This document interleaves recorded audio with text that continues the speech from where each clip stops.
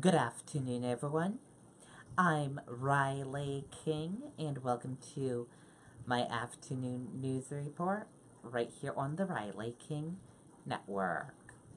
Let's begin. We are live here in our Washington, D.C. studio this afternoon. As you can see right behind me is a look at the White House. Let's begin with your afternoon news report. President Trump cancels North Korea summit.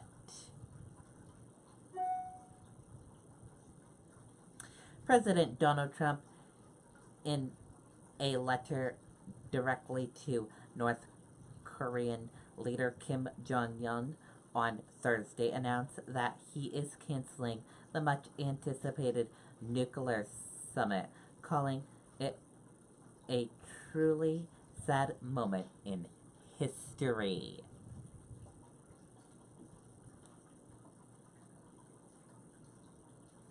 And here is a look at that letter from the White House.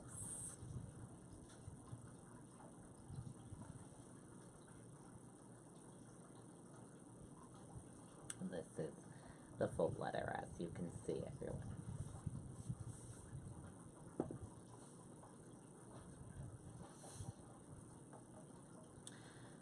The president's letter comes after North Korea issued a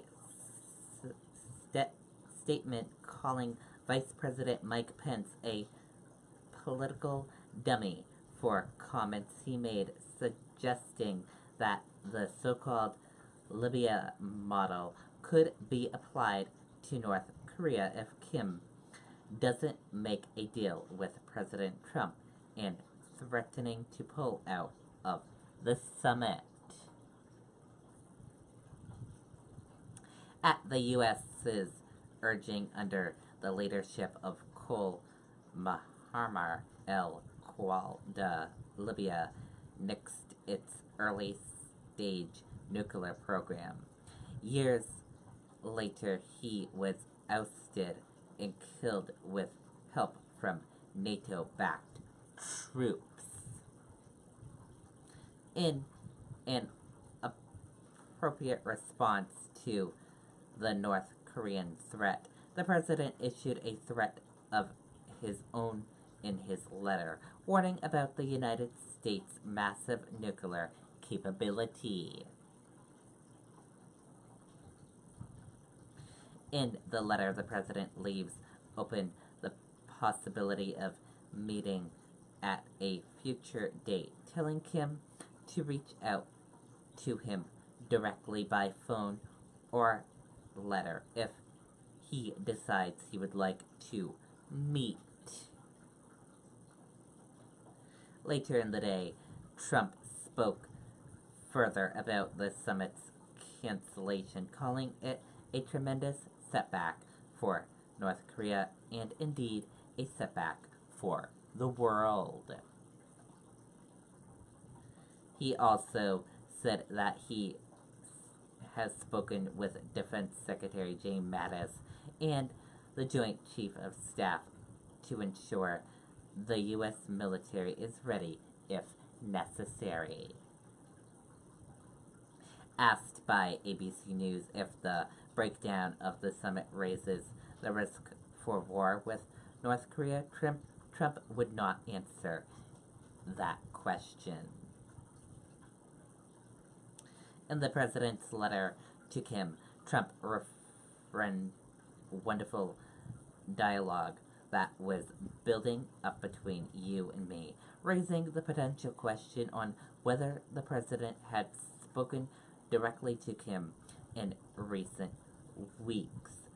The White House and President Trump have thus far refused to say whether there has been any direct contact between the two.